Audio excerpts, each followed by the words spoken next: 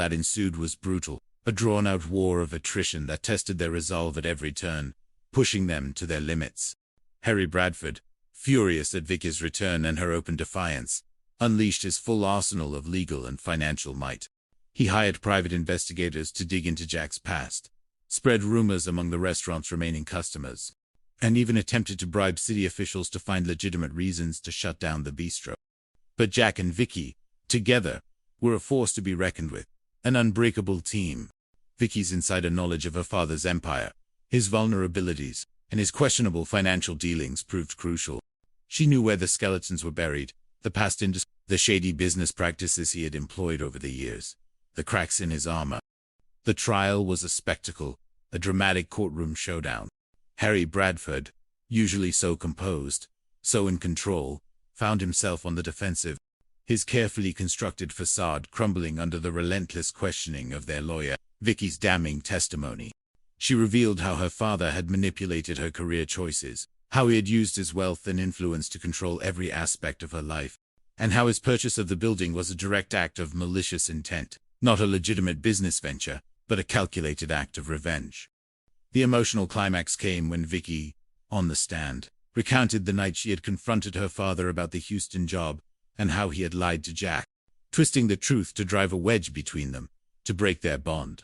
Her voice, though trembling, was clear and laying bare the emotional abuse she had endured for years, a powerful testament to her resilience. Jack watched her, his heart aching with pride and love, his admiration for her growing with every word. She was no longer the girl afraid of marriage, of commitment, of her father's wrath. She was a strong, independent woman, fighting for her love, for her freedom, for their future. The jury, moved by Vicky's testimony and the overwhelming evidence of Bradford's malicious intent, ruled decisively in their favor. The baseless lawsuit against Jack was dismissed, and Bradford was ordered to pay substantial damages for harassment and emotional distress, a significant blow to his ego and his wallet. More importantly, the court ruled that Bradford's acquisition of the building was predatory and coercive. He was forced to sell the building back to Mr. Angelino at a significantly reduced price, and a restraining order was placed against him, prohibiting him from any further contact with Vicky or interference with Jack's business, severing his control. It was a resounding victory, a triumph of love and resilience, but it came at a cost. The legal fees had drained their savings, and the restaurant had suffered significant losses during the protracted battle. But they had won their freedom, their home, and their future together, a future they had fought for. In the aftermath of the trial, Mr. Ang, feeling guilty for his unwitting role in Bradford's scheme, offered Jack a new, much more favorable lease for the restaurant and the apartment. He also offered Jack the first option to buy the building outright, if he ever decided to sell again, a gesture of goodwill, a chance for Jack to truly own his dream. Life slowly began to return to normal, but it was a new normal, one forged in the fires of adversity, tempered by struggle. The restaurant slowly regained its customers, and Jack, with Vicky's help, introduced new marketing strategies and menu items that revitalized the business, breathing new life into his culinary dream. Vicky, having resigned from her London job, found a new, fulfilling role as the marketing director for a local charity, a job that aligned with her values and allowed her to stay close to Jack, to build a life together. One quiet evening, several months after the trial, Jack and Vicky sat on their couch in the apartment, now truly their own, a sense of profound peace settling over them. The comforting scent of freshly baked bread wafted up from the restaurant below, a comforting aroma of home and hearth, of a life built on love.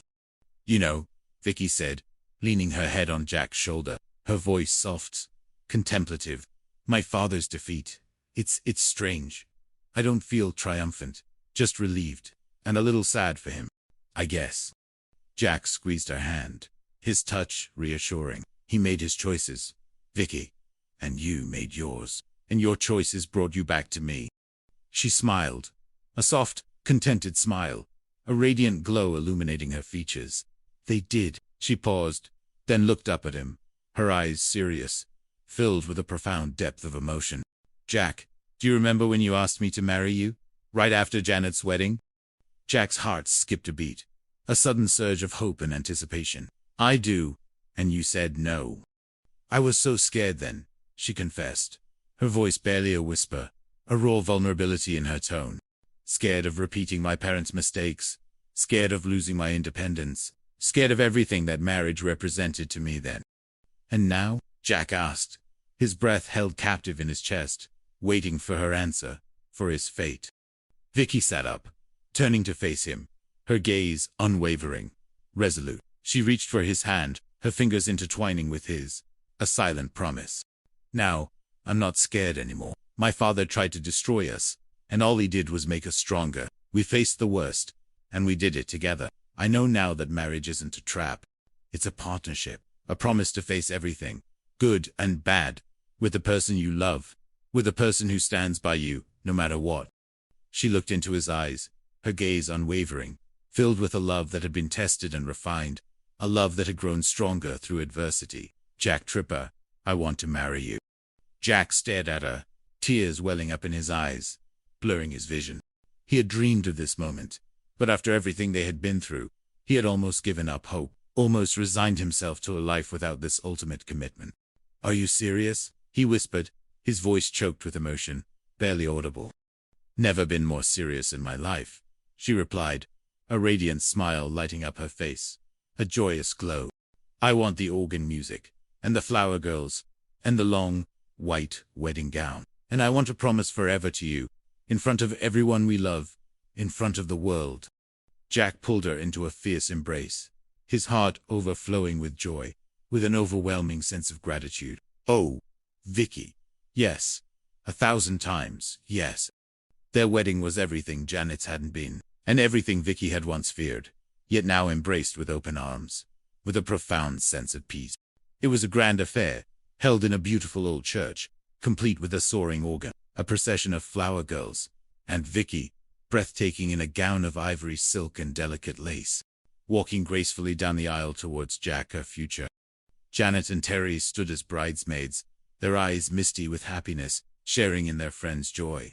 Larry, surprisingly composed in a rented tuxedo, served as a groomsman, his usual clumsiness replaced by a newfound dignity. Even Mr. Furley, with a rare tear in his eye, attended, having finally come to terms with Jack's giant leap, with his unconventional path to happiness. As Vicky stood before Jack at the altar, her hand in his, she felt no fear, only an overwhelming sense of peace and belonging, a profound rightness. Her father was not there, but his absence was no longer a wound, but a testament to her strength, to their love, to the freedom she had finally claimed. Do you, Victoria, take this man to be your lawfully wedded husband, to love, honor, and cherish, for richer or poorer, in sickness and in health, so long as you both shall live? The minister asked, his voice resonating through the church. Vicky looked at Jack, her eyes shining with unshed tears, a lifetime of love and dreams reflected in their depths. I do, she said, her voice clear and strong, a promise whispered from her heart, echoing through the hallowed halls, sealing their destiny, finally and forever. Their life together, post-marriage, was not without its challenges. No life truly is, but they faced them as a united front, their bonds strengthened by every obstacle overcome, by every trial endured. Jack's bistro flourished, becoming a beloved institution in the neighborhood, a testament to his culinary passion. Vicky continued her work with the charity, making a tangible difference in the lives of others, finding fulfillment in service. And in time, their small apartment above the restaurant, the very place where their love had been tested and affirmed, welcomed the pitter-patter of tiny feet, filling their home with a new generation of love, laughter, and endless possibilities. They had truly found their forever, not just in each other, but in the life they had built, brick by brick, dream by dream, against all odds, a testament to the enduring power of love.